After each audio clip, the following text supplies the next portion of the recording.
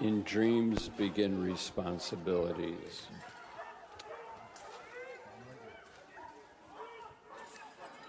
I think it is the year 1909. I feel as if I were in a motion picture theater. The long arm of light crossing the darkness and spinning, my eyes fixed on the screen. This is a silent picture, as if an old biograph, one in which the actors are dressed in ridiculously old-fashioned clothes. And one flash succeeds another with sudden jumps. The actors, too, seem to jump about and walk too fast. The shots themselves are full of dots and rays, as if it were raining when the picture was photographed.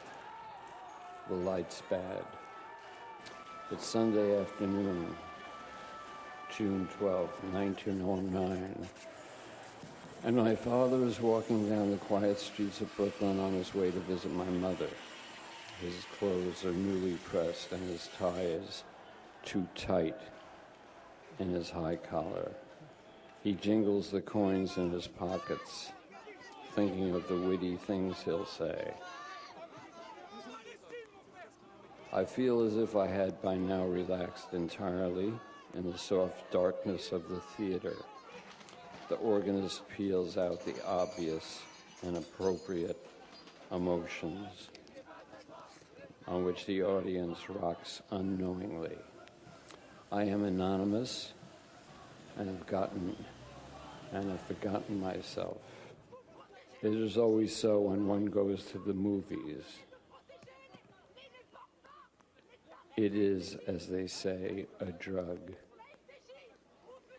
My father walks from street to street of trees, lawns, and houses, once in a while coming to an avenue on which a streetcar skates and gnaws, slowly progressing. The conductor, who has a handlebar mustache, helps a young lady wearing a hat like a bowl with feathers onto the car. She lifts her long skirts slightly as she mounts the steps. He leisurely makes change and rings his bell. It is obviously Sunday, for everyone is wearing a Sunday clothes. In the streetcars, noises emphasize the quiet of the holiday. It's not Brooklyn, the city of churches. The shops are closed and their shades drawn, but for an occasional stationery store or drugstore with great green balls in the window.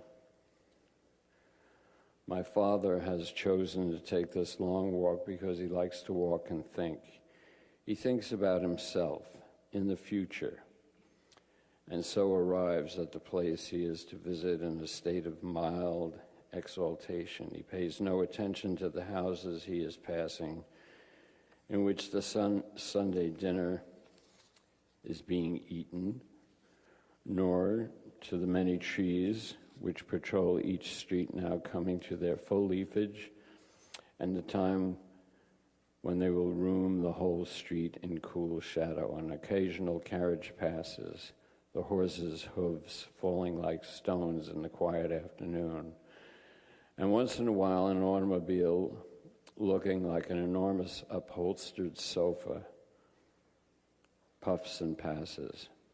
My father thinks of my mother, of how nice it will be to introduce her to his family, but he is not yet sure that he wants to marry her. And once in a while he becomes panicky about the bond already established. He reassures himself by thinking of big men he admires who are married. William Randolph Hearst and William Howard Taft, who has just become president of the United States. My father arrives at my mother's house. He has come too early and so is suddenly embarrassed. My aunt, my mother's sister, answers the loud bell with her napkin in her hand, for the family is still at dinner. As my father enters, my grandfather rises from the table and shakes hands with him. My mother has run upstairs to tidy herself.